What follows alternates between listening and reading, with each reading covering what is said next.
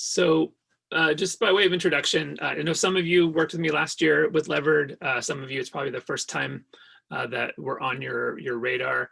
I was a classroom teacher myself for 20 years. I started out in Watsonville, and my first contract class was 34 fifth graders in a sheltered English immersion class. And I had learned enough Spanish to get myself in trouble. They gave me an SEI class. I was actually doing my student teaching under contract still at San Jose State. And, you know, I had subbed for a few years, had subbed in San Jose, Live Oak, and felt pretty confident going in, and just got my butt kicked. I mean, as a 25-year-old first-year teacher with 34 kids all across the map, I mean, they were all supposed to be English learners, but some kids were reading at or above grade level. Some kids were barely reading at all. And I just felt like I did not have the training, the tools, the curriculum to meet the range of needs in that class. And that really, I think, informed kind of some of the choices I made the rest of my teaching career. So one of the crazier things that I did as a classroom teacher was I decided to develop my own math curriculum. And I actually did a pencil and paper version of this program that I used in my own classroom for 12 years. So that's kind of the origin story of the company and how we got to the program that we're doing now. It's basically an online version of the self-paced math program that I use with my own students in my classroom. So just to give you a basic orientation on what Levered is, this year it's a 3rd through 5th grade math program, and it's designed not as a supplement, but as a core curriculum, Common Core aligned, core instructional program. It's really designed as a textbook replacement. Now I know Envision is the Alum Rock adopted curriculum, so I'm not here to tell you not to use Envision. Brittany's been very clear not to tell you not to use Envision. But we also know that when Levered is used to a certain level of implementation, the impact is really powerful. So I really want to make the case that regardless of how you blend, that you commit a certain amount of time daily to instruction through Levered in order to see the kind of impact on student learning that we want to see. We're also planning to pilot some 6th grade units and lessons later in the school year. Last year, Levered was available district-wide as a full-year program for 4th grade, and there was partial pilots available for 3rd and 5th grade teachers. I know that not all schools took part in that program last year, but this is our 2nd year district-wide. Prior to that, we had piloted for, I believe, 2 or 3 years in a few schools, Aptitude and Lucha and Hubbard. So we've been around the district about 4 years total, and went district-wide with 4th grade last year. The 3rd and 5th grade curriculum is new this year, and we're going to be rolling those units out throughout the year. So obviously the first units are going to be up and ready to go by the 18th. But we're basically going to be sending each grade level a unit overview of the year that shows what the units are, what the standards are, and the release dates for those 3rd and 5th grade units that will be coming further along in the school year. In terms of the impact of the program that I talked about, this is data from the last few years of using the 4th grade program across California. The average 4th grade CASP growth, and this is just raw scale score growth from the same students in 3rd grade rising to 4th grade. So we're looking apples to apples, the same kids. The average is about 40 points. And for English learners, the average is about 25 points. So on average, you can see last year, the range of growth at McCollum, it was 60 points in their first year using Levered. On average, Title I schools see their CASP growth increase about 70% in the first year that they bring in our program, compared to students at that same grade level the year before Levered came in. So when it's used to fidelity, and when teachers are using all the different tools and putting the time in, it can be a really powerful tool for you to use to support your instruction. And specifically for English learners, I mentioned my first class was Sheltered English Immersion. We have a lot of supports that are built in specifically for students who are learning English as their second language. The program is SADAI aligned and GLAD aligned. And so this is just a snapshot of the growth of English learners in the 3 main districts that we were in last year relative to the district average and relative to the California average. Again, these are schools that implemented completely. And so just to give you a frame of what that implementation looks like, what I mean by hitting our implementation benchmarks, it's using the program at least 30 minutes a day. That's active student use on the online part of the program, working through their independent lessons. Levered is independently paced and competency based, which means students all start at the beginning of a unit, but they move through at their own pace. And that allows students who are far below grade level, and especially now with distance learning, students that have a lot of learning loss can go more slowly through the curriculum, can spend extra time to build up their foundational knowledge from prior grade levels so that they can access the grade level standards, while at the same time allowing students who are at grade level, who maybe were able to keep up with their studies or got tutoring or parents were there, and able to help them, they're not held back by the average speed of their classmates. They can actually move ahead and get onto the grade level material faster, and then even move on to enrichment and challenge activities. So it actually adapts to the pace of every student in your class automatically. So you don't have to manage that.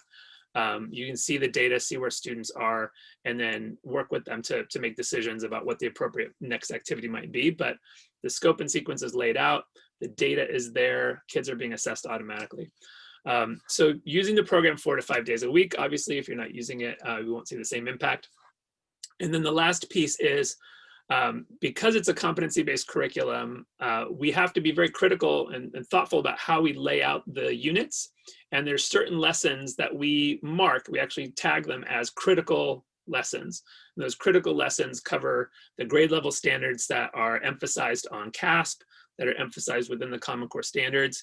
And you need to make sure that the bulk of your students make it through those critical lessons. And so if, for example, you start getting into a spot where your kids are struggling with those critical lessons and you say, you know what, let's just move on to the next lesson and skip that, that's not the implementation. We're looking to really help kids through those bottlenecks, do the hard work of direct instruction and intervention to help kids be successful through those critical lessons. And again, we will let you know which lessons are critical. It's actually flagged in the program. In terms of qualitatively, like what should be happening between you and your students in good and best practices for implementation, we have a daily opener feature, which is a whole class instruction where you use the data from how your students are doing on their independent work to pick specific questions to do with your whole class as a class discussion. And the schools that have had that kind of CASP growth that we were talking, 150% of the state average, are consistently using those daily openers as a way to get students to access their receptive language, productive language, and to share their problem solving strategies with each other. So that whole class instruction is critical. And using the data to actually cover the topics that you know your students are struggling with that day. And then the next piece is the tier 2 pullouts. And that's looking at the same data, seeing when there's a group of students that are struggling with the same material, and then pulling them out to your kidney shaped table if you're in a classroom, or to your Zoom meeting with just 2 or 3 students, to do some direct instruction, help them through those areas where they're struggling, but not just putting out a fire one student at a time, being strategic and taking groups of students that are struggling with the same material. And we do that, the assessment is done for you, the grouping of students is done for you, the connecting of the skill with the right practice activities is done for you. And it's just, then the hard work is to pull the kids and actually do the teaching. But we're really trying to shift your focus and your workload so that the time and energy you put into your instruction is on instruction. And the clerical part, the exit tickets and grading and grouping kids, that's all done for you. So we're going to do a quick survey just to get a sense of our participants. We're at 74 people right now. So I'm curious how many folks are teachers, what grade levels, whether you used the program last year. So I'm going to launch a quick poll. It just has 2 questions. What's your role in the district?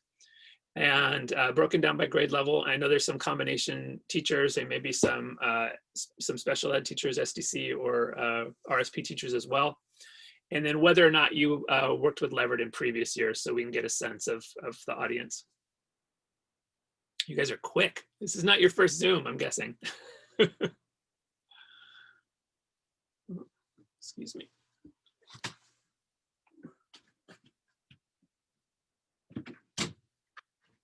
Sorry, I had a rogue cat in my office.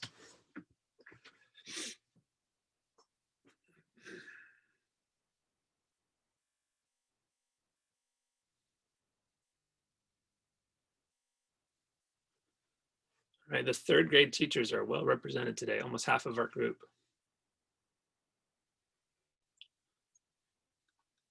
All right, I'll just give another 30 seconds or so. About 90% of you have chimed in so far.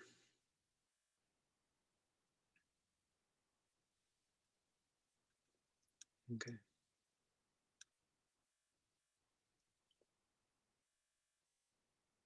All right, the principals must be somewhere else right now. They must have their own meeting. Okay, guys, I'm going to end the poll and shout out those results if you want to get your last submission in. All right. So so it looks like about half the teachers are third grade teachers, lower percentage of fourth grade. I'm guessing that's because a fair amount of fourth grade teachers are already familiar with the program. And then we've got some combo people as well. If you're a 3-4 or a 4-5 combo, this will definitely make your life a lot easier because you can actually run separate sessions for each class simultaneously and use all the same features. And then we actually have, for our RSP teachers, we actually have RSP functionality where you can have your own dashboard and monitor all the kids on your caseload. That's probably something we'll set up as a separate training, but just to put that on your radar. And then about 80% of you have not used Levered before. So that also helps me kind of frame. The way that we're gonna plan our time is this first hour, I'm gonna really try to focus on kind of the most critical, kind of what Levered is, how it works, what it looks like in the classroom, what it looks like for distance learning. And then after that hour at 2 o'clock, there'll be another optional 30 minutes where I'll be able to dive in more to actually do demos, answer questions a little more fluidly, less of a formal presentation and more of a Q&A. So as you have those questions coming in, keep in mind some of them might be things that we hit at the end when we're in the more open-ended half-hour optional portion. All right. And I'm gonna close that out. So our approach is essentially, as I mentioned, an all-in-one instructional system. And the main components of that are whole class activities, which can be done in a classroom or through distance learning in a video conference. The adaptive online curriculum that is individually paced, and that's where students are working through at their own speed. And then direct instruction in small groups. And again, all these pieces are part and parcel of the classroom implementation, and they also all translate into distance learning. So our goal, obviously now our goal is to give teachers and students a program that's flexible enough to allow students to fill in their gaps in their learning and also to move ahead when they're ready to move ahead. And because Levered is individually paced and based on every student demonstrating their mastery, their individual mastery of the material, we're really well poised to be flexible as as the plans change, as we get back into classrooms, or if hybrid models do end up getting implemented. All we know for certain is that the future is uncertain. So we really feel like Levered is well positioned to give you that flexibility. And regardless of whether you're in the classroom or distance or some combination, kids will be able to pick up where they left off the next time they log in. And you'll be able to keep track of all that much more easily than you would in a more traditional approach. So I'm going to go over what Levered looks like in a classroom just to start, knowing that this is not where we're going to be starting, but to give you a sense of what that classroom implementation looks like. The first 10 or 15 minutes of your session would be a class opener. So typically teachers project some questions up on the board, the smart board, your Promethean board, or screen, whatever your setup is. And you do a think, pair, share, where kids would turn to each other. You have questions that Levered actually provides to scaffold the discussion. And then kids can go through. Now, think, pair, share does not translate super well in the Zoom meeting. So I think we have to work with other ways of students to chime in. I think asking a question and having students use the chat channel to type in their answers is a great way to do that, to kind of survey them. You could actually use surveys if you're using Zoom, depends on the platform that you're implementing. But that whole class activity, the idea is not to just demo how to do a question, but to lead a discussion and give kids the opportunity to share their strategies with each other. So that's the first 10 or 15 minutes of class. Again, we provide those questions to you, and we actually give you data that you can use to pick the right questions aligned with where your students are struggling. After that 15 or 20 minutes, kids break into their independent work for the remainder of the class period, and then you can start pulling small groups to do the direct instruction and intervention. So that's kind of the big picture piece, is the class opener to start and then a blend for the rest of the time. And all these components, again, translate into distance learning as well, with a couple adjustments. So now talking about distance learning and how those pieces are going to be mapped out, I'm just going to give you a sample daily schedule. Obviously, these times can be adjusted for what works best for you and your students. But let's say at 8 in the morning, you start your leverage session. And starting a session just means that students are allowed to log in and start their math. If you don't start a session, or if a session is not scheduled, they just get a notification that says your class is not in session. So we do have to make sure that we're scheduling or starting those sessions.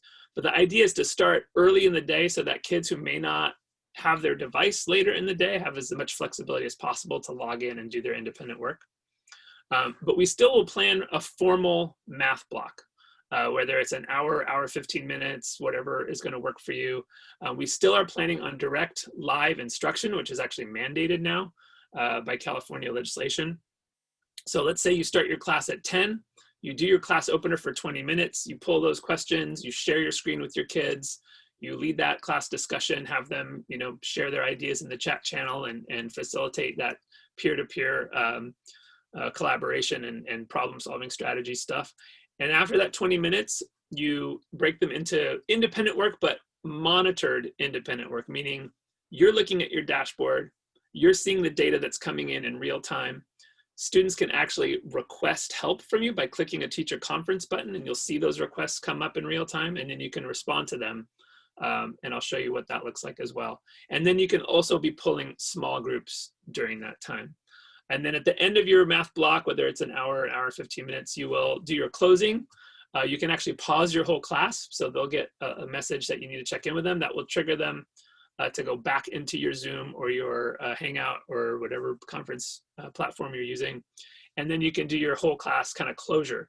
But you don't end your session at the end of your formal math time. We're urging people to leave that session open late into the evening, 8 o'clock, even 9 o'clock, because we know there are students who just don't have the accessibility, the access at home, either to the device or to broadband. Maybe a parent has the computer at work with them, and they bring it back at 5 p.m. and the kid's window for homework or for schoolwork is 7 to 9. It is really a variation. And we were able to see in the data last spring that there were students in that situation where their daily time was in the evening. So giving that broad, 8 a.m. to 8 p.m. window just allows for the maximum access for students who aren't able to participate in the kind of more official structured math block, if that makes sense. Of course, that'll be a challenge for certain students if they need the extra teacher support. We really want to figure out a way for them to be in your formal math block, but we also know there are plenty of students who are very independent, who will log on, do their work, get their grade assessment data, and they can do it anytime, and they're not as dependent on a daily basis on that same level of intervention. So that just gives us some more flexibility. And so I'm going to do a quick kind of showing you now what that actually looks like, kind of going through the same schedule, but with some more images of what the instructional tools look like for your reference. And then we're going to do a Q&A before we move on to the next section. So if your Zoom panel, like mine, is on the right side of your screen, you might want to drag it somewhere else or collapse it, because all of the good stuff on the teacher dashboard is happening on the right side of the screen. That's where it says teacher conference, notifications, target areas. So make sure that everyone's faces aren't covering up that right side of the teacher dashboard. If you just either drag those, the video panel, or the upper left, there's a little line that will close it to just the person who's talking. That'll make it a little easier to see all the stuff here.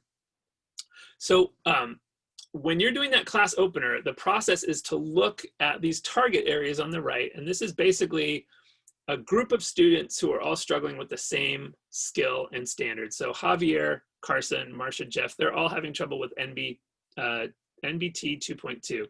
So when the teacher clicks that standard code, you can see the available class openers. You actually it pulls up the questions for you automatically. You can find a version that you like.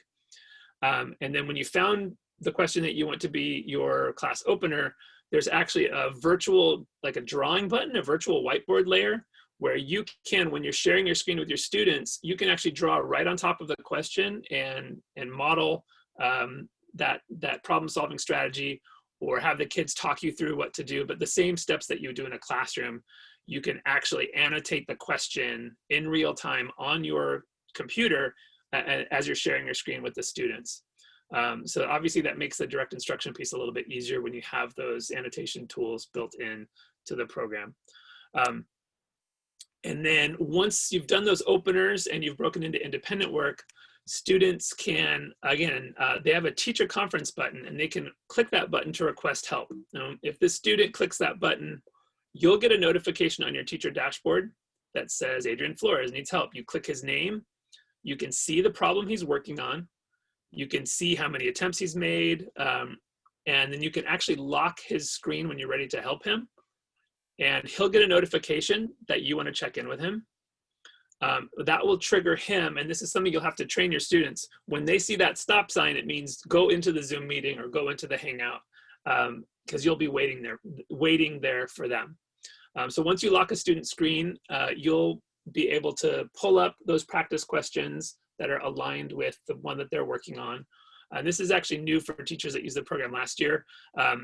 If you look at this frame, below the question where the standard code is, MBTS 3.1, just clicking that code will again show you the related questions, and you can choose from that drop-down menu, pick the right question, and it will just pop up. You can share your screen again with the student, and then you're suddenly working through practice questions with that student related to the question they were struggling with. So this is how you do your one-on-one responding to requests for help.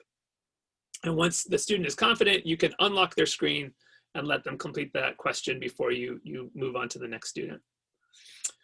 You can use the same feature for the pullouts. So if you've got 3 students, Javier, Carson, Marcia, that are all struggling with the same skill, you can lock all 3 of their, instead of waiting for them to ask for help, you can proactively lock their screens, pull them, just like you would at the kidney-shaped table in your classroom, you pull them into your Zoom or your Hangout, and again, you pull the right question, which you do by just clicking the standard and picking from the list, and then you share your screen and you can work through examples with all 3 kids at the same time and have a small group discussion, and like an actual discussion with microphones unmuted, and have them talk through how they would solve that problem.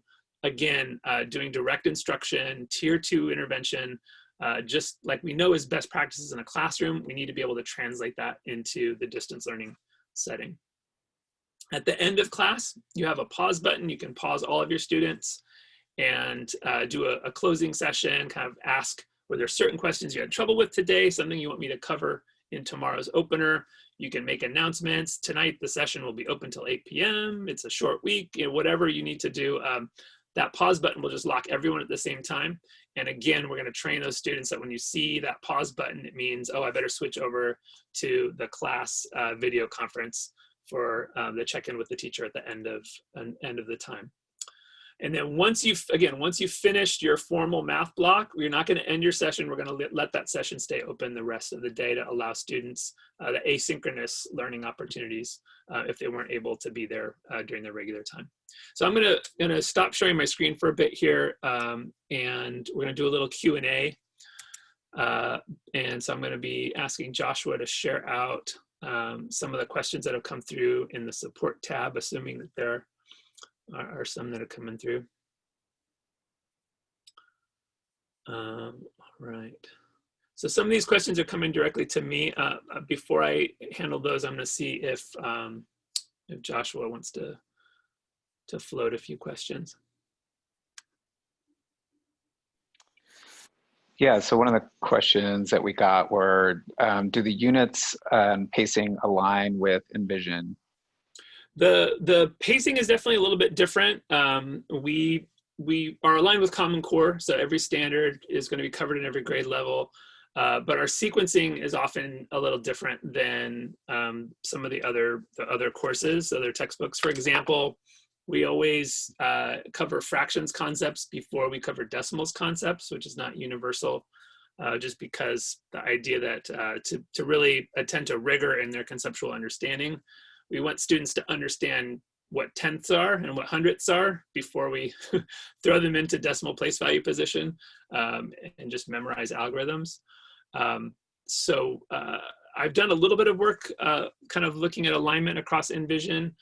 We're really recommending our scope and sequence. And again, for 3rd and 5th grade, since we'll be rolling those units out throughout the year, you're a little bit locked in to our scope and sequence for the levered piece.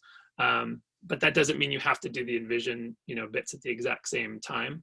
In other words, there are, certain strands that don't rely on other strands. So we've had teachers effectively teach levered fractions alongside Go Math geometry because they're significantly different topics.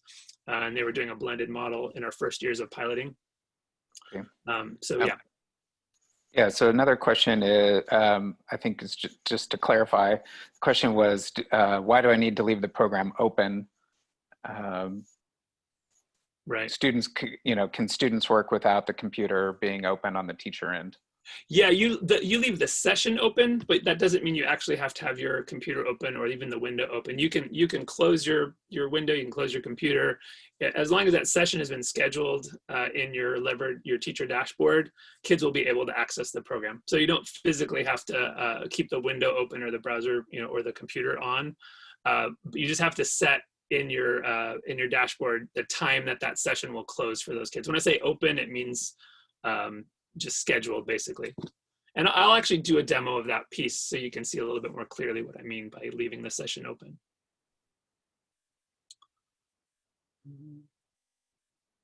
I had a question, is this program also available in Spanish? It's a great question. Not yet, we do have plans. We're gonna expand to the full 6th grade, 3rd through 6th grade program. And then our plan is to translate into a full Spanish version, both for dual immersion programs as well as for newcomer classes. But we don't currently have a Spanish version. As I mentioned, the program is CEDAI aligned. For those of you that that got your credentials in the 90s when I did, CEDAI is specially designed academic instruction in English. And it basically means that the early lessons are very embedded in a visual context, a real world visual context. So there's a lot of visual supports for students, regardless of whether their first language is Spanish or Vietnamese or any other Tagalog, Filipino. So those supports are there for all English learners, not just Spanish speaking students. And there's also a GLAD aligned word wall, an interactive glossary that kids can access at any time to review the key academic vocabulary words. I got a question about printed materials. The group activities that you do in a classroom setting are PDFs that you print out. I don't know that we're gonna figure out how effectively to implement those with distance learning right now. So I think for as long as we're in the distance learning mode, everything will be online at this point. So a blend of the independent work and the direct instruction in whole class with the teacher. And those all happen through the online portals. Sorry, Josh, did you have another one? Yeah, there was a question about how we're giving login credentials. Yes. So we're going to get the list of all the teacher emails from the district and set up accounts for teachers that didn't have an account last year. If you had a levered, this is actually a slide that I had for a little bit later, but if you already have a levered account, you can continue to use it. We will archive your old class data, so it'll still be accessible, but it won't pop up by default. And then we'll also get all the roster information directly from the district so that you don't have to type your kids' names in. Your classes will be automatically rostered using the district data. By the way, this presentation is being recorded, so we will make the link available. And if you guys would like, I can also create a flattened version of it to share as a PDF, although I think the video will probably be the most powerful to kind of jump back in. And you can skip around from the me blabbing parts. Josh is good at cutting me off when I'm going too long, so he's got a long history of that.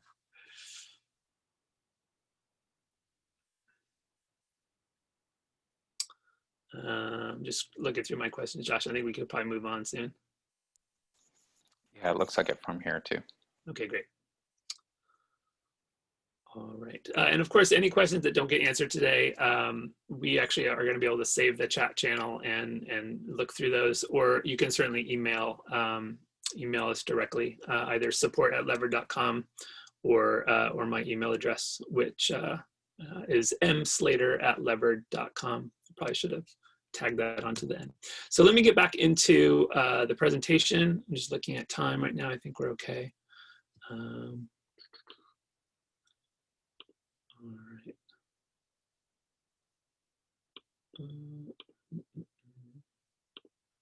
Share screen. There we go.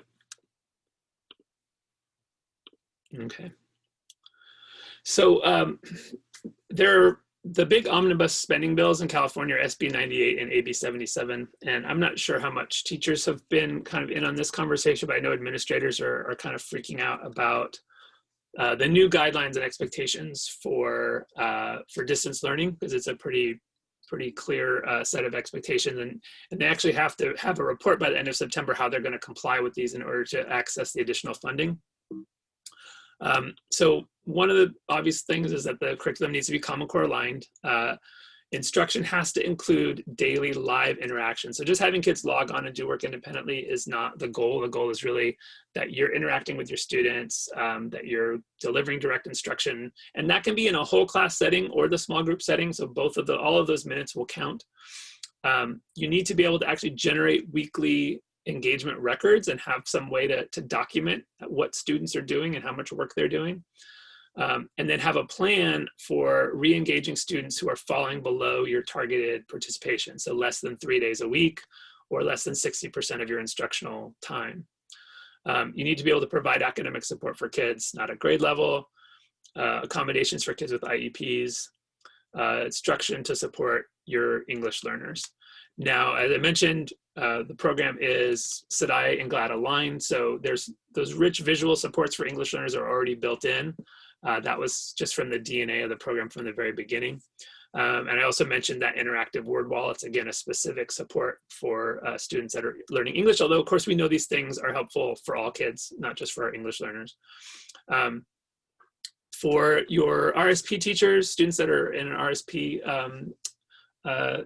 setting, the RSP teachers can actually have all of the kids on their caseload in a single dashboard that gives them access to the same assessment data that the mainstream classroom teacher has. And in addition, you can actually do a virtual push-in, which basically means you can take a student who's on your caseload and pull them into your dashboard so that if they use that teacher conference request, the RSP teacher is the one who will get that notification instead of the mainstream teacher. And you can, the RSP teacher can lock that student screen and pull them into, have them go into a Zoom meeting or a Hangout. And I think a question was asked if Zoom is better or if Hangouts is better. I'm pretty agnostic between the two. I've used both, and both are pretty effective in terms of screen sharing. So I think it's more about just what is working better for you, what seems secure, and whatever the district's guidelines are about how you run those group meetings. That might be something more, probably a grade level team conversations about what's the most effective platform for what you guys are doing. I do like the waiting room aspect of Zoom. I don't think Hangouts has quite gotten there yet, just in terms of managing which kids are in your session and not. So in terms of the reporting piece, I mentioned you have to document your kids' active use. We've really expanded this. Some teachers were starting to use this feature last year. It was actually requested by the team at Hubbard. They said, we're looking every day at how many minutes our kids are on Levered, but we have to add it up every week, and that's a pain in the butt. So those teachers reached out to me. Within a couple weeks, we had this feature set up where you can run a usage report over any range of dates, and we'll tell you how many days the kids were logged in. We'll tell you how many minutes they were active over that span of days. And now you can click a button and it'll generate a PDF report of all that data. The next layer is we've actually set it up for administrators where they can set engagement goals for every grade level, where 3 days of minimum instruction a week, say 30 minutes a day for 5 days is 150 minutes. So a target of 150 active minutes of use every week. And then your administrators will get a report in their email box on Saturday morning that tells them the total active minutes and flags the kids that are falling below that that 60% threshold. So instead of it falling to you to go count up all the minutes and write the emails and do the reporting, Leverett is going to automatically do that. It's automatically going to mark those kids who are not hitting their participation rates. And then that can automatically be sent to whoever on site is leading the re-engagement efforts. Of course, that might be you. I don't know if the re-engagement work falls to the teachers or if it's a counselor or depending on the staffing at your school. But the actual tabulating of minutes and figuring out which kids are falling below the threshold, we've actually automated all that. And the next layer, we haven't added this yet, but the next layer is going to be giving you as a teacher the ability to configure automated reports where you can have Leverett send emails to every family every week, giving them their students' active day, just that individual students' active minutes, active days, and letting them know if they're falling below the target. So you'll be able to communicate that and then follow up again with families that aren't hitting that mark. And there'll be options to do a little bit of personalizing and maybe send home, you know, updates and stuff that kind of can be packaged into that email as well. Like, hey, next week's a 4-day week, so the target minutes will be different, that kind of thing. All right, so that's kind of the end of the like what Leverett is and what we do part. Just one little bit in terms of people that are using it for the first time. I mentioned already, we'll email you your dashboard login credentials for new teachers. Existing teachers can continue using the same account. We'll archive your old class, and then we'll set up your new student accounts automatically. So you do not have to type in every student's name. We'll be doing that with the district's rostering data. If you see mistakes when those rosters come out, let us know and we can get that corrected. I did want to bring up a topic about student sessions, and that is, you know, as I mentioned, you need to have a session running for kids to be able to access their lessons. Originally, we just had a manual. You had to click a button to start the session, and then you would pick a time for that session to end. When you run those manual sessions, kids occasionally hit what's called a check-in point. So before they take a quiz, it actually locks them out, and they're supposed to talk to you. Now, the idea is that in a classroom setting, if a student is about to take a quiz, we want you to have a conversation with them. Say, hey, are you ready to take this quiz?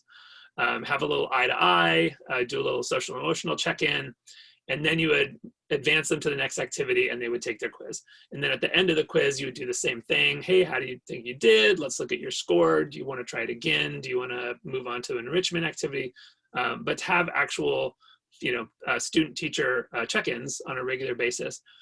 You can also, when you're using that feature, you can actually look ahead of time and decide if they're individual students who can skip that. You know that student's going to be okay with the quiz, so you can bypass that, but you do have to set that up manually. So that's you have more control using a manual session, but it's less automatic, and you have to be monitoring it a little bit more closely. The other option is to schedule what was originally designed for when you have a substitute teacher. These are sessions that would automatically start, and students skip those check-in points. So when you're in a sub-mode session, kids just march right through the lessons in order. They don't have to stop and check in with you before a quiz or after a quiz, though you do have the option to skip those tests and quizzes during sub-mode sessions. And something else that we've added since last year, you can now schedule batches of sub-days at a time. So you could schedule sub-days for the rest of the year in one sitting if you want. You can also decide if you want to disable that teacher conference button if you know you're not going to be in front of your computer. So that's the you know, more automatic, less control option. I've actually come up with a recommendation that I think it would work, and we'll kind of have to beta test this a little bit this year. But I think manually opening a session in the morning, you know, that first opening of the day, and when you're doing your formal math time, will give you the most level of control. You'll be able to see when kids are about to take a test, and you'll be there in front of your computer watching that data. And then after math class, if it's 11 o'clock or whenever you wrap up your formal session, then you can close that session and schedule a sub-mode session that will run the rest of the day, which means that you won't have to be looking at your computer for kids to be able to access their lessons and move ahead. And so just to give you a sense of how we kind of built this, if a student is in the middle of a test in your manual session and you don't want them taking that test when you're not monitoring, when you're not on your computer, when you start a submode session, it will push them off of that test onto the next activity if you have them skip tests and quizzes.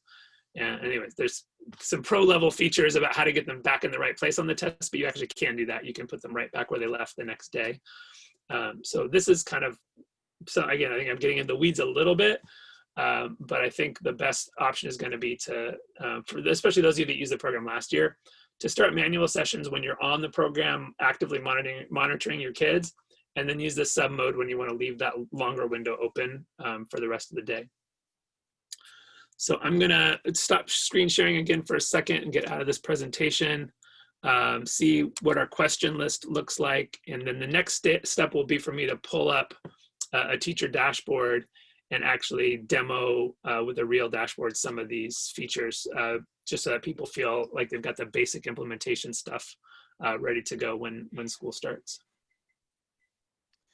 So one of the questions that we got was about quizzes and assessment. How often do those slot in? How long do the quizzes go? What does the assessment look like? Yes. So actually, this is a great time for me to share my dashboard. The quiz, there are quizzes and unit tests. The quizzes come kind of every 2 or 3 lessons throughout the units, and they cover the previous lessons that came right before.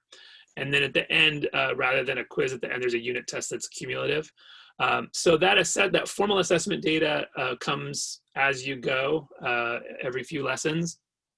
But it's also worth pointing out, let me just do my screen share of the actual dashboard. I think that'll be probably a little more illustrative here. Did that go? Here we go. So this is the teacher dashboard. This is a 4th grade place value unit from the start of the school year. We're obviously a few weeks into the school year at this point. But basically the interface is a grade book that fills itself in. So every row is a student, every column is an activity, and you can see lesson 1 intro, lesson 1 practice, lesson 1 application, lesson 2 intro, lesson 2 practice, and then quiz 1. So this quiz, which is after the 3rd lesson, covers from the first 3 lessons. And then there's a group activity, lesson 4 intro, lesson 5, lesson 6, and then there's a unit review and a unit test. So the questions in a quiz are the same type of questions that students were doing during their independent work, their regular introduction and practice activities, except during a quiz, kids do not get any feedback. They don't know if they got a question right or wrong. They just answer and it moves them on to the next question. As you can see, every question is tagged with a standard and a skill. So you have pretty detailed information, standards aligned information about how your kids are doing. This is just, I'm going to flip through this kid's quiz here. And you can also see answer they gave, how long it took to give that answer. During a quiz, there's only going to be one answer for each because we're not, if a student misses a question, they just move on. Whereas during the other activities, they actually have to keep working through the question until they answer it correctly. So that's kind of the spacing there. Every few lessons, there's a quiz. And then at the end, there's a cumulative review and a test. This is probably a really important time, though, for me to emphasize what competency-based means in terms of pacing. So can everyone see this diagonal line of green here? That is the students' current activities. So in this class, there are 4 students on lesson 2, introduction. There's another big group of students on lesson 2, practice. There's a few on lesson 3 and on the quiz. And then there's one student that's clear on all the way to lesson 5. They just reached lesson 5. So that's quite a range. And actually, this is not the most dramatic range that I've seen. Sometimes kids get even more spread out than this. And that's just a reflection of where these students are in terms of their grade level readiness, right? And if you are a 4th grade teacher, you can go back and look at your kids' 3rd grade CASP scores, or I guess right now, if you're a 5th grade teacher, you can go back and look at their 3rd grade CASP scores and see that range. You can see that there's some percentage of kids at achievement level 1, right, who are standard not met, they're far below grade level. There's another percentage of kids in your class that are nearly at grade level, others that are at grade level, and others that are exceeding standards. And that range, that spread of students is universal. It's in every classroom. It's in every type of school, Title I schools, not Title I schools, private schools, whatever. And so Leverett is really built to deal with that. That's our main, that was my driving force to create the original version of this curriculum, is how do you deal with a third of your kids that are too low, a third of your kids that are too high, and then the ones that, like, how do you pitch your instruction? And the idea is that with Leverett, you don't have to pitch to the middle. You can allow students who need the extra time to take extra time. So in terms of the structure of the lessons, in the introduction, the students watch videos and they answer questions. They just do that one time. So the introduction is a one and done. They get the score that they get is their score. Some kids are going to do really well. Some kids are going to struggle, but they just do it once. And I'm not that concerned that Peter only got 67% on this introduction activity, because it's the first time he's seen this content.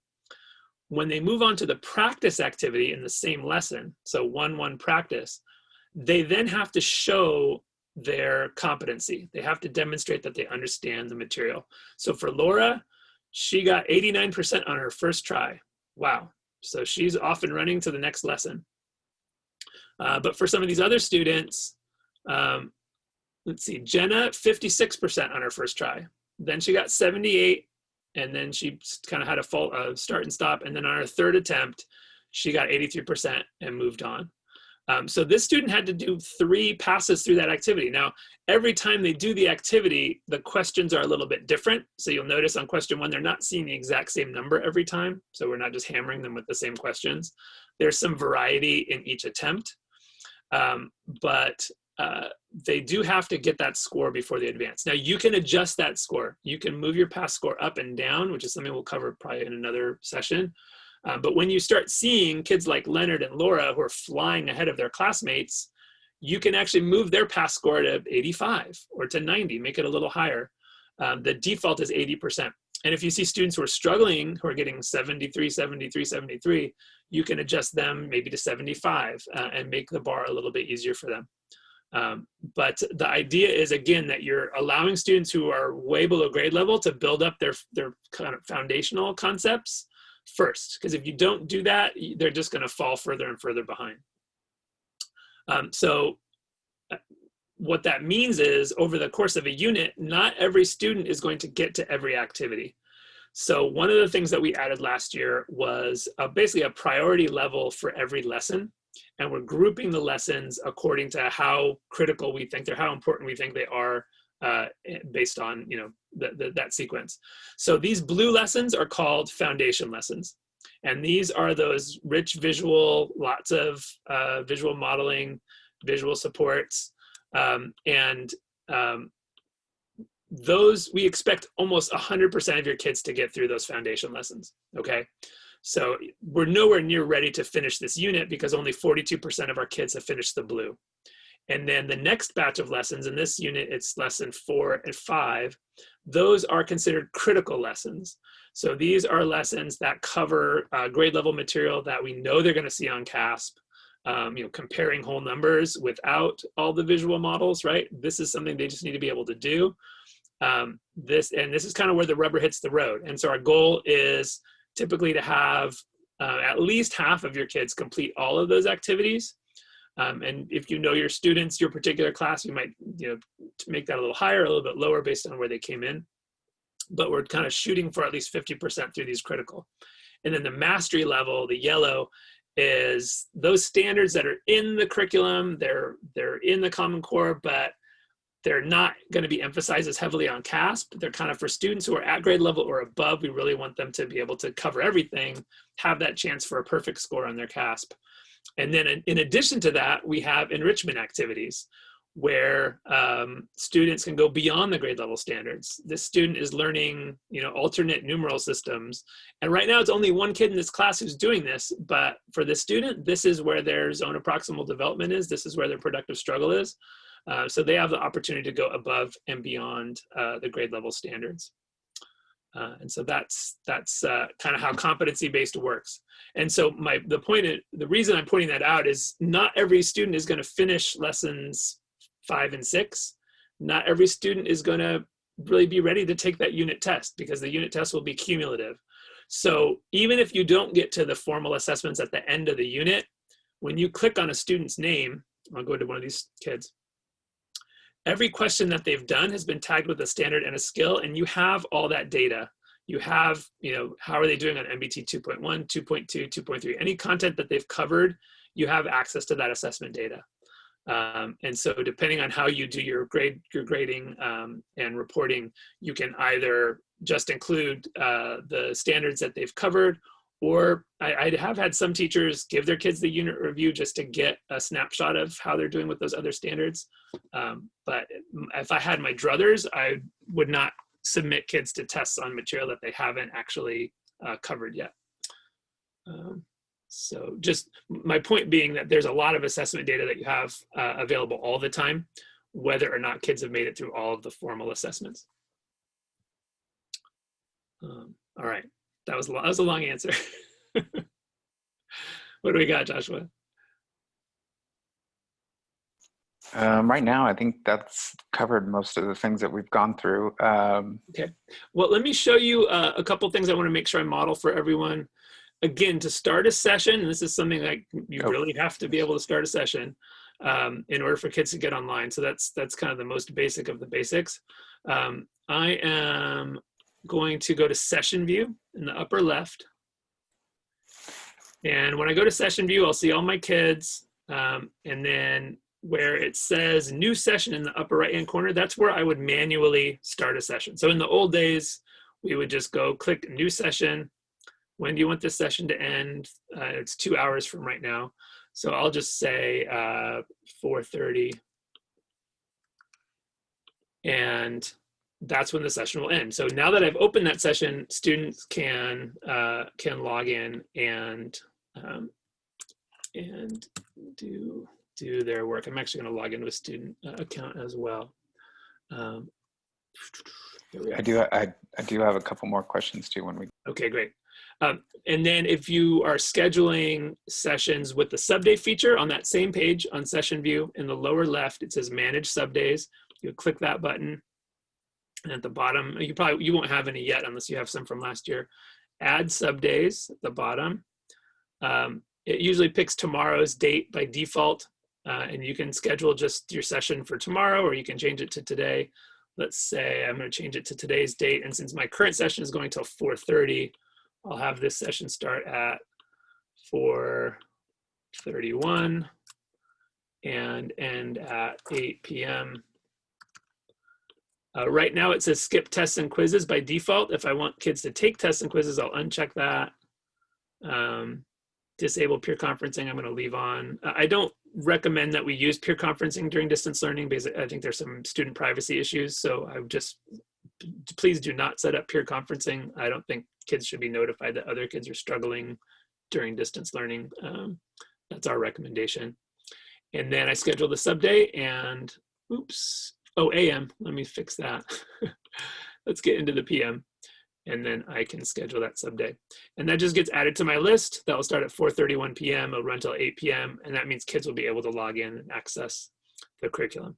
If I use the same feature and switch this little checkbox to batch schedule, now I can actually pick a range of dates. So let's say from tomorrow the 7th through the 21st, 2 weeks of them. I can actually skip the weekends if I don't want kids to be able to access Leverett on the weekends, or I can let them do it. It's up to you. And again, you can decide whether or not they can take those formal assessments, and then I can schedule all those, and it will just fill out all those subdays for the next 2 weeks, skipping weekends or not, depending on how I set that up. And a couple other, well, let me take a couple questions, and then there are a couple more features I want to make sure I point out to everybody before we wrap up. Yeah, so there was a couple of questions from schools that are teaching in Spanish, asking if they could essentially use it as use Leverett for unsynchronized working. So it seemed like there was a few of those questions, so maybe just quickly answering that. Sure. I mean, it's a really flexible platform. So having, leaving sessions open, allowing kids to log in asynchronously should definitely be an option. without, and that, I'm assuming you're doing your direct instruction in Spanish and using Envision. I don't know who I'm asking that question to, because I'm filtering them through you. But Yeah, I yes, mean, you could certainly use it as reinforcement, or you know, the asynchronous portion, like you do some instruction and then have kids do, you know, the corresponding materials in Leverage. Just again with the caveat that for the 3rd and 5th grade level, there's going to be a little bit, you're locked in a little bit to the pacing for the Leverage rollout of these units. And again, I will send you, once we get all the teachers' email addresses, we will be sending out unit overviews with the sequence of each unit for each grade level and the timing, so you can kind of look at how that maps with your district pacing guide. somebody asked if you ever just move students on because of time. Yes, absolutely. And that decision about like, when are we done with this unit and ready to move on to the next unit, that is really what predicated this color code system, the blue and the green and the yellow. Josh, am I still showing the student dashboard or the teacher dashboard? Yeah. Okay, good. So what we noticed is that some of the times when we were getting, you know, growth data or student, you know, data that wasn't as solid as we had expected or hoped, was when teachers had moved students on a little bit too early. And you know, I had in my head which lessons were the critical lessons, but that wasn't very effectively conveyed to the teachers, because it was just lesson 1, 2, 3, 4, 5, 6, 7. And like, how do you know which ones are the most important ones? So we added the color codes as well as these percentages to really help you make that decision of when you're ready to move on to the next lesson. And that means there's some kids who are going to be, you know, still on the foundation, who get bumped up to the next unit before they get to the critical, before they get to the mastery level. And that's okay, because we know that when I talk about the CASP achievement levels, kids that are at achievement level 1, they're at least a year and a half below grade level, but they can be 2 years below grade level. They can be 3 years below grade level. The range of scores in that band is really, really big. So a student who comes into your 4th grade classroom with a first grade math level doesn't actually have to get to proficiency in the year that they're with you, right? Our goal is for that student who is a 1st grade level math to end 4th grade at a 3rd grade level math. That means they made 2 years of growth, right? So if they get through most of these foundation lessons, they're going to have a foundation. They're actually going to have some numeracy around base 10 place value that they would not have had if you kind of rush through it. Let's do the tens place, hundreds place, thousands place, millions place. Now we're comparing, now we're rounding, and they're lost the whole time. And they end up at, you know, by the next school year, they're kind of back where they started. I don't want to brush or paint with too broad of a brush, but certainly that was my experience, especially in my 1st year, is that I was just trying to cover everything. And it was really hard to figure out how to break kids off into smaller groups that needed that extra time and wouldn't be doing the exact same content that the rest of the kids are doing. But that really, you know, when kids are that far below grade level, it's necessary to give them that space. So it is okay to push kids ahead, but, you know, do it informed by the overall class progress.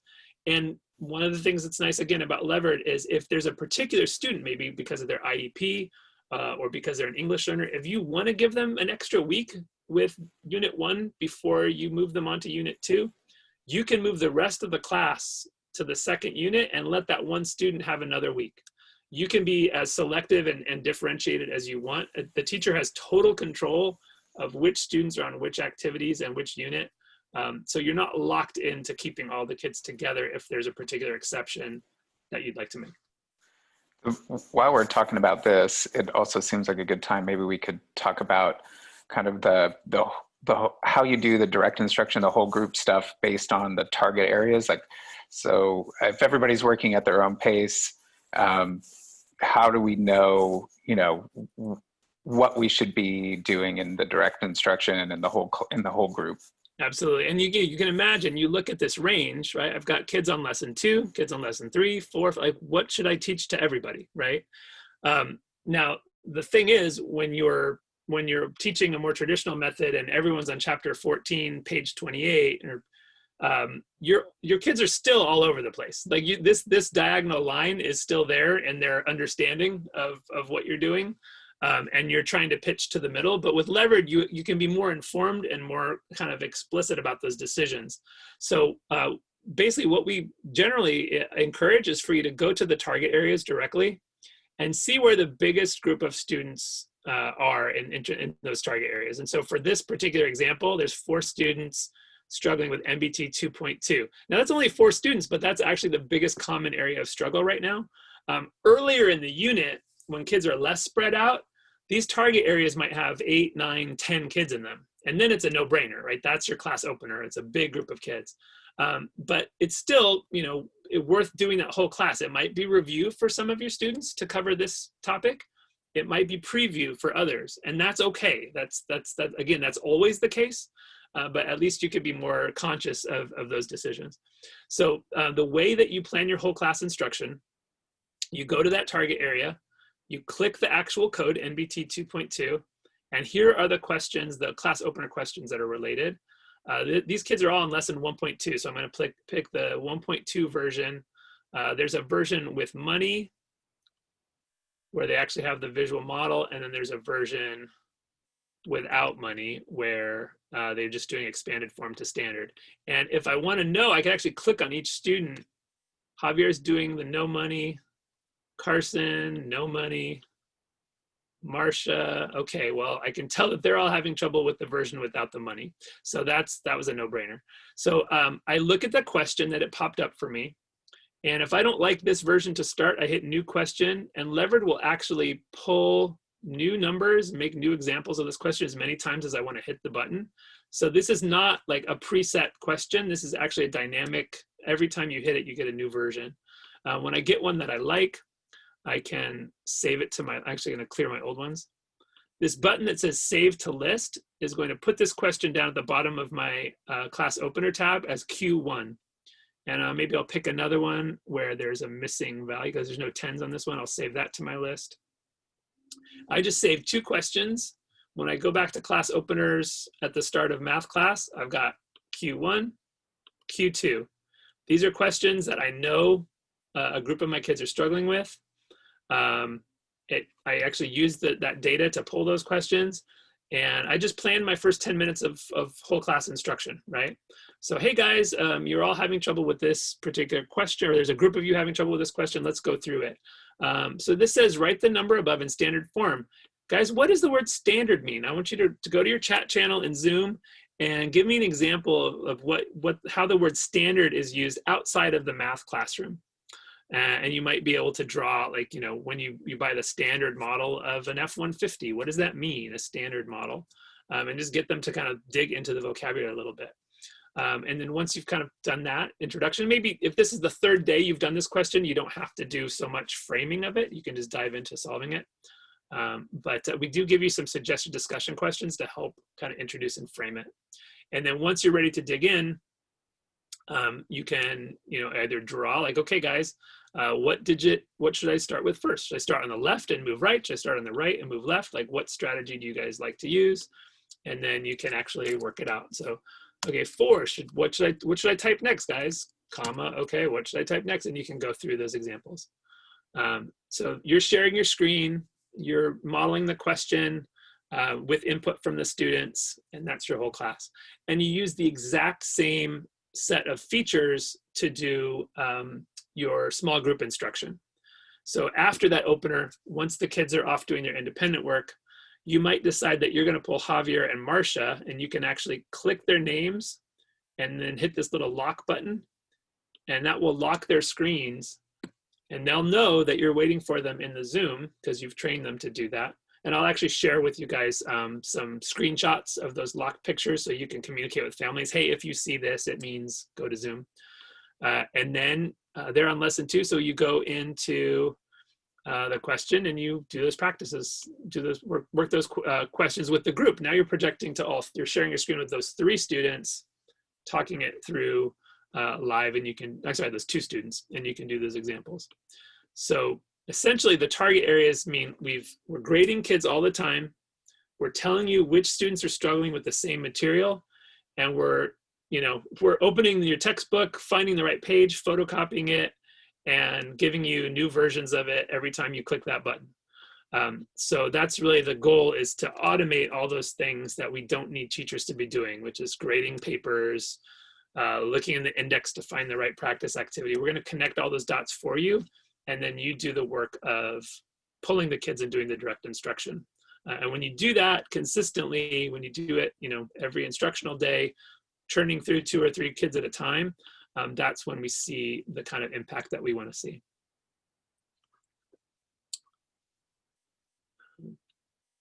And then one other thing I want to show you in this classes student settings tab. If you go to view roster, these are all your kids, and this is where you adjust pretty much every setting that you want to adjust. So if Javier is doing great and he keeps getting 82% on every practice activity, I might decide I'm going to change his pass score to 85. So I click the little edit button on the far right. That 80 becomes a drop down. I move it to 85, and then I'm going to scroll down to the bottom and save my changes. And now Javier's pass score is 85. So I just made him, give him a little bit higher bar. Another student, Javier here, is maybe he's an English learner. He's a level 2 LPAC, and he's he's having trouble with the text-based questions, but he's getting the math.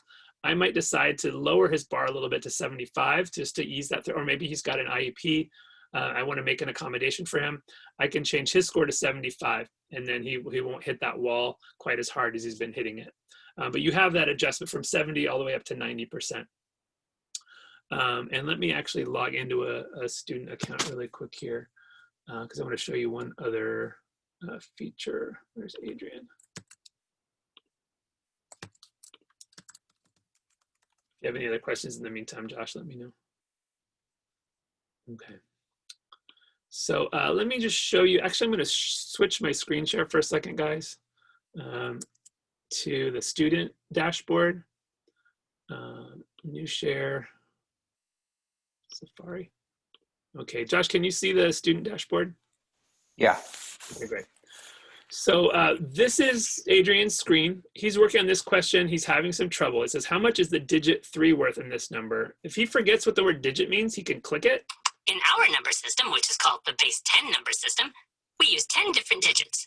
They are 0, 1, 2. So he can actually see a little explanation of the digits. If there are other words that he's confused about, he can hit his glossary button.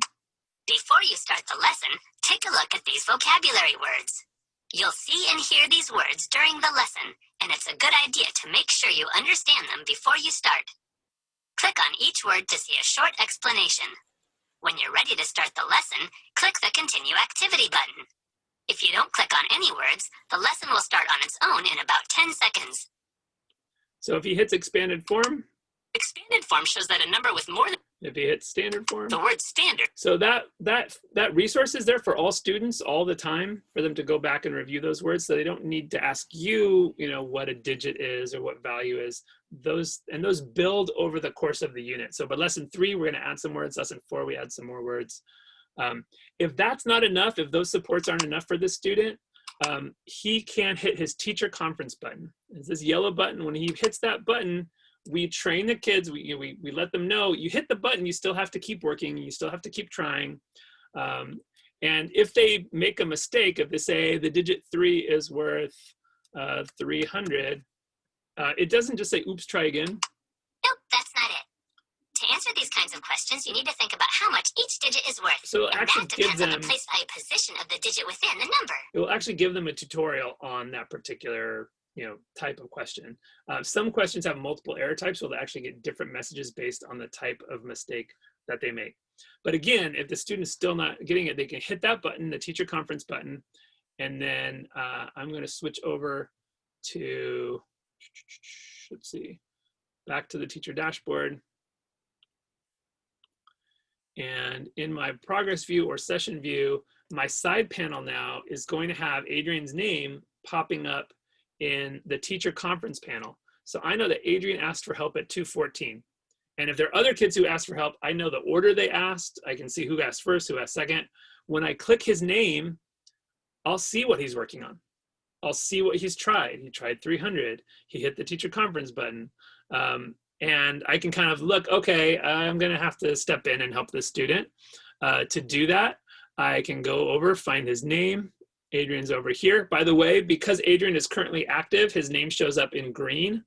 So you can tell as soon as you look at your dashboard which kids are actually on Levered right now, or at least in the last 10 minutes, because they'll have that green color coding.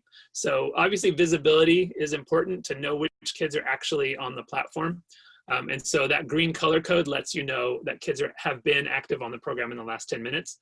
So I can go to his name, check it off, and then hit this little padlock icon. Are you sure you want to lock the screens of these students? And Adrian will know that when he gets that notification on his teacher dashboard, and I think I better, let's see, switch over. I should do a whole screen, I think now. So here's Adrian's dashboard. When he gets that stop sign, he knows to go over to Zoom. When he's in Zoom, I'm going to take my teacher dashboard and say, okay, Adrian, it looks like you're having trouble with this question, right? Okay, well, before we think about this question, let's work through some examples. And right below the question, it says standard MBTS 3.1. I'm going to click that. And I can actually pull up the class opener. So Adrian, let's do, I'm going to find an easy one first. Let's do this one. How much is the digit 1 worth in this number, right? Here's the digit 1. So Adrian, what place value position is that in? And now you're teaching. He's going through, oh, that's the tens place. Okay, well, how do you know? Well, on the right, it's ones, tens, and you can do whatever you would do in a classroom, you do in that one-on-one with that student in the video conference. And then once he's comfortable with this question, oh, and maybe he was confused just about what the word worth meant, right? It could be the actual language that we don't know. But this is 10. That's it. Okay, well, let's try another one, Adrian. How about this one, the digit 3? Okay, well, what's the plan? Tens, hundreds, thousands, what comes next? Like, what's the pattern? Oh, they're getting bigger, 10 times each time you go over. You can do whatever instruction, again, that you would do in a classroom setting. You can do, through this way. And it could be verbal, it can be by drawing on the screen until he gets comfortable. And then you say, okay, Adrian, I am going to unlock you, and I want you to go back to that question while we're on the Zoom and see if you can figure it out on your own. So this is the question again that he was working on. And when his screen is unlocked, you can say, oh, it's 300,000, that's 100,000 place. And then once he's good, you can move on to the next student or the next group. But you're using, when you're in that formal math block, you can use the teacher conference to actually respond to students as they need help the way that you would in a class setting. So that's kind of the last, and there's lots of features in Levered, but I think the most important ones for now, starting a session, obviously basic, being able to plan those openers by clicking the actual standard for a biggest target area, picking a question, and then saving it to your list. And then again, when you go back to those, they're going to be sitting there waiting for you. Pulling students in small groups who are struggling with the same topic, and then responding to kids that are asking for help. The last, sorry, we have 10 more minutes, I'm going to fit in one more thing. Because Levered is competency-based, sometimes kids get stuck. They're on a practice activity, they're not hitting their 80% or their 70% or whatever their score is, and they start to spiral. And we really, really, really don't want kids to be on their 7th attempt, their 8th attempt, and not improving their scores. We know that even when you're in the same classroom with kids, some of them are really good at flying under the radar and not being noticed, and they might be quietly struggling. So we really want to make sure that you're noticing kids who are hitting a wall. And so this particular student says Jeff Schilling. He's on his 4th attempt. He's had a 6% drop. Those notifications are probably the most important notifications that you'll get, and they stay on your dashboard after the session is closed. They don't clear out like some of the other notifications do. If I click on Jeff's name, I can see that he got 72 on his first try, then 72%, and then 67. So he's kind of hit a wall. So I don't want to just let Jeff try his 4th attempt or 5th attempt. I want to check in with him. it could be that this is a student who should have his score adjusted to 70 or to 75, like a little bit different bar. By the way, it says current final attempt. That's because this teacher has actually decided that this 4th attempt should be his last try. So normally in this situation, there's a button here that says, I believe it says last official attempt or something like that. Make last attempt. There's a button that you can click that will make the current attempt his last attempt. So basically going through those notifications and looking for kids who are really struggling and spiraling out, you want to make sure that you do something about that, whether you just advance them to the next activity or use that blue button to move them on. You want to keep an eye on those rather than just, I never want to see a kid who's on their 7th, 8th attempt, especially when this kid had 72% his first 2 tries. He's probably going to do better on lesson 3 than a 5th. He's going to get more out of trying lesson 3 than he is on a 6th, 7th attempt of lesson 2. So that, I guess there's one last thing two last things I want to show you. If you decide to just move a kid onto something else, to just pull them off of what they're on and onto a new activity, you can just click these little arrow buttons. So if Jeff is down here, where is Jeff showing? Jeff is here. If I just wanted to say, you know what, Jeff, I'm going to move you to lesson 3. I would go to lesson 3, click the little gray arrow, reset to the start of this activity, and a reset now. And now Jeff is on lesson 3. I just moved him off of lesson 2. Enough is enough. If you're not sure how to answer, you can click the teacher conference button to ask for some help. There you go. Inactivity prompt. So now Jeff is on to lesson 3, and he's going to be able to move on instead of kind of spiraling on that particular lesson. And the last thing I wanted to show you guys, there is a support tab on your teacher dashboard. So in the upper right-hand corner, next to your username, it says support. Click that. And there are little videos. They range from like 2 minutes to 6 or 7 minutes each that go over the features of the program. And the first section is called the basics, getting started. We go over how to start a session. We go over the structure of introduction and practice activities and quizzes, how to use progress view, what teacher check-ins are, and a kind of an overview of the first week of instruction. This is going to be a little bit different for distance learning because this talks about group activities, and we're I think, going to skip those for now. And then if you want to go dig deeper, we talk about the information that's available in that activity details view, how to get to progress reports, all the stuff about class openers and saving them, that's here in these videos. The information on the enrichment activities is here. So you can always, a lot of the answers to questions that pop up, you're going to be able to find through the support tab. And of course, you're also welcome to just email us at support@levered.com or to my email once we send out that information to everybody. All right, that's basta, right? That is enough. Let me know if there's any more questions popping up, Josh.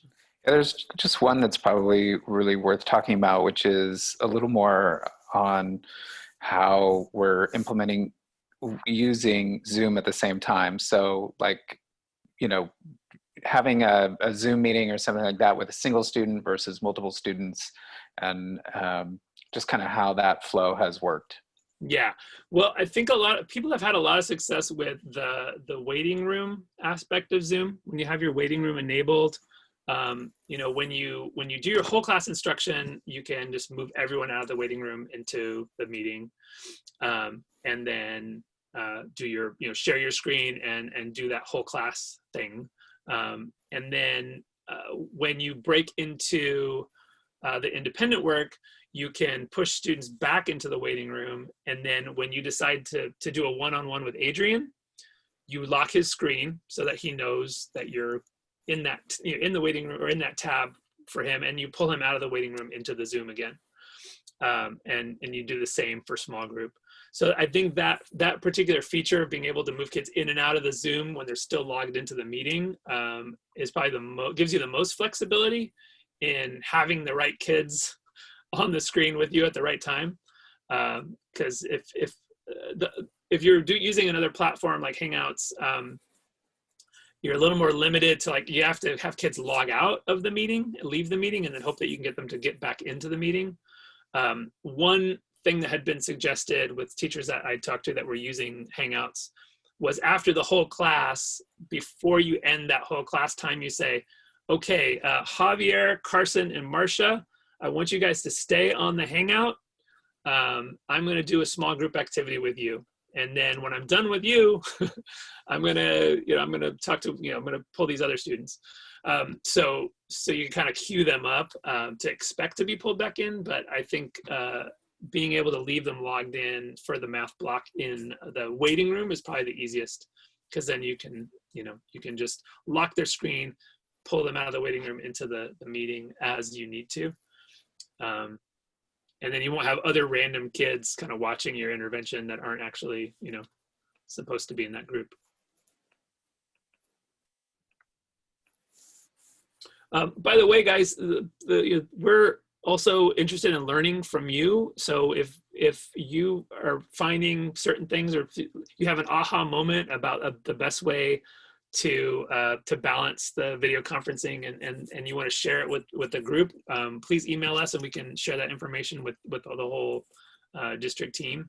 We've learned a lot last year. I mean, it was a crash course in levered as distance learning, but there's a lot more to learn in terms of what best practices really look like, and we really rely on you guys to share that with us, so we can share it with the rest of the team around the district and around the state, really. Mitch, do we have a list of everybody? Like, we have like a saved list of everybody that showed up, so we can kind of pass that info. Zoom, and actually make sure, guys, that your participant name is your name that Brittany will recognize, because I believe you get compensated for your time today.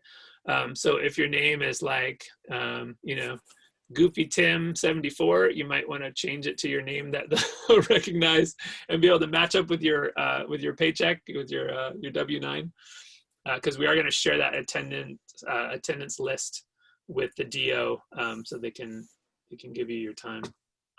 And then real quick, someone asked if you could just show the mechanism to lock a student's screen again. Sure. There's a couple ways to do it. If students are in a target area on the right, they have a little bubble next to them, and you can individually lock them. Or, I'm sorry, you can individually check those off, or you can use the little one above to check everyone in the group. And then there's a little, it's hard to see because it's a little bit small, but there's, let me zoom a little bit. There's a little padlock icon. There's a closed padlock and an open padlock. And when I hit the closed one, it'll say, are you sure you want to lock the screens of these students? Okay. And now there's a little locked padlock icon next to them to remind you that they're locked. You definitely want to remember to unlock them, or else it's kind of counterproductive if they can't get back into their lesson. So to unlock, you can just do the reverse, use the open padlock icon and unlock.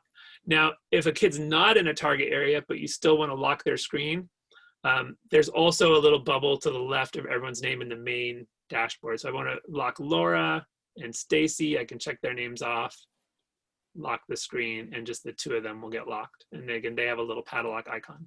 I'm glad you asked that question, because I didn't cover one of my favorite of all time features, which is the pause button. If you want to pause everybody, if you want your whole class to take a break because you have an announcement or because it's the end of math and you want to pull them back into the Zoom, you just and this only shows up if the session is actively running. So if there's not a session going, this button isn't there. But when you have a session running, you can just hit pause, and then all the students will start getting that little notification. So let me get back into that student screen. And every student will see this. We're pausing for a second. Please give your teacher your full attention. So you don't have to lock every student individually. You just hit the pause button, and they get a little bit different notification. And then you can jump over to your Zoom and say, "Hey, everybody!" Pull everybody out of the waiting room, and say whatever it is you need to say. And then when you're done, you can hit continue, and it'll just unlock them, and they can move on with their work. There's about a 30-second refresh cycle for kids to see those fade out. Of course, I probably hit it right on 30 seconds. There it is. And they can get back into their work. All right, guys, I think we're at time. I'm going to wrap up the meeting. And again, this meeting has been recorded, so we'll share that link make sure that Brittany can distribute that out to everybody. And I know there'll be more questions, but I hope you at least feel like you can get your feet wet and get your kids started. I do want to mention when kids log in for the first time, they're all going to see their own little orientation within Levered. And their district password and username should be matching the district stuff, so they won't have to learn a new password and username. It should be the same as it has been for the other district platforms. But the first time they log into Levered, they get their own orientation that's really embedded into the program. So you don't have to do a lot of front loading with them the first time. You say, hey guys, here's, get logged in and start working, and they'll be pretty independent to start. And then, once you start seeing the data come in and the teacher conference requests and stuff, you can start trying out those different features. And we will also be setting up more trainings. Kind of the next level is to go back in, once you guys have some data in your dashboards, to talk about how to act on that data, how to raise the pass scores for kids that are flying along, because you're going to want to slow them down, and how to adjust the pass scores for kids that may be having more trouble. And I think that's probably it for now. And again, we'll be sending out login info for everyone. In the meantime, if you have questions for us, support@levered.com is the best way to share those. And looking forward to supporting everybody. Thank you for everything that you do for your kids, for their families. And we're going to try to make the lift a little bit lighter for everyone. Thank you. Thanks, guys. All right.